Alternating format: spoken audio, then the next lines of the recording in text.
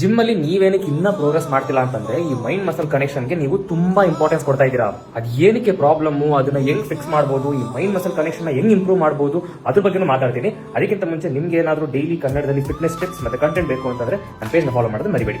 ನೋಡಿ, ಸಿಂಪಲ್ ಆಗಿ mind muscle connection ಅಂದ್ರೆ ಏನು, ಮಾಡ್ತಿರೋ ಎಕ್ಸರ್ಸೈಸ್ಗೂ ಮತ್ತೆ ಮಾಡ್ತಿರೋ ಮಸಲ್ಸ್ಗೂ ಕನೆಕ್ಷನ್ ಇರಬೇಕು. ನೀವು ಮಾಡ್ಬೇಕಾದ್ರೆ ಆ ಮಸಲ್ ನಿಮ್ಗೆ ಫೀಲ್ ಆಗ್ಬೇಕು ಅಂತ.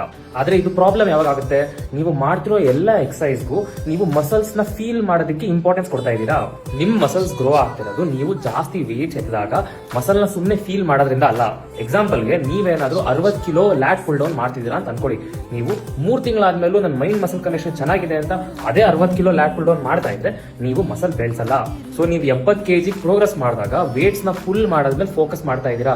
ಆದ್ರೆ ಇದು ಪರವಾಗಿಲ್ಲ, ನೀವು ಇದನ್ನ ಮಾಡಬಹುದು. ಏನಕ್ಕೆ ಅಂತಂದ್ರೆ ನಿಮ್ ಮಸಲ್ಸ್ ಈ ಹೊಸ ವೇಟ್ ಗೆ ಅಡ್ಜಸ್ಟ್ ಆಗಕ್ಕೆ ಸ್ವಲ್ಪ ಟೈಮ್ ತಗೊಳುತ್ತೆ. ಆದ್ರೆ ಇದು ಹಾಗೆ ಆಗುತ್ತೆ. ಮಸಲ್ ನ ನೀವು ಬೇಗ ಬೆಳೆಸಬೇಕಾ, ಮೈಂಡ್ ಮಸಲ್ ಕನೆಕ್ಷನ್ ಗೆ ಜಾಸ್ತಿ ಇಂಪಾರ್ಟೆನ್ಸ್ ಕೊಡೋದ್ರೆ ನಿಲ್ಲಿಸಿ ಈ 3 ಟಿಪ್ಸ್ ನ ಫಾಲೋ ಮಾಡಿ. ಮೊದಲನೇದಾಗಿ ಒಂದು ಸ್ಟ್ರಕ್ಚರ್ಡ್ ವರ್ಕೌಟ್ ಪ್ರೋಗ್ರಾಮ್ ನ ಫಾಲೋ ಮಾಡಿ. ಎರಡನೇದಾಗಿ ಈ ಪ್ರೋಗ್ರಾಮ್ ಅಲ್ಲಿ ನಿಮ್ಮ ಎಕ್ಸರ್ಸೈಸ್ ನ ತುಂಬಾ ಸಲ ಚೇಂಜ್ ಮಾಡೋದನ್ನ ನಿಲ್ಲಿಸಿ. ಕೊನೆಯದಾಗಿ ನೀವು ಮಾಡ್ತಿರೋ ಎಕ್ಸರ್ಸೈಸ್ ಅಲ್ಲಿ ವೇಟ್ಸ್ ನ ಪ್ರೋಗ್ರೆಸ್ ಮಾಡಿ. ಮೈಂಡ್ ಮಸಲ್ ಕನೆಕ್ಷನ್ ಒಳ್ಳೇದೇ, ಆದ್ರೆ ನೀವು ಅದಕ್ಕೆ ಅಷ್ಟೊಂದು ಇಂಪಾರ್ಟೆನ್ಸ್ ಕೊಡ್ತಾ ಇರೋದಕ್ಕೆ ನೀವಿನ್ನ ಮಸಲ್ ಬೆಳೆಸ್ತಾ ಇಲ್ಲ.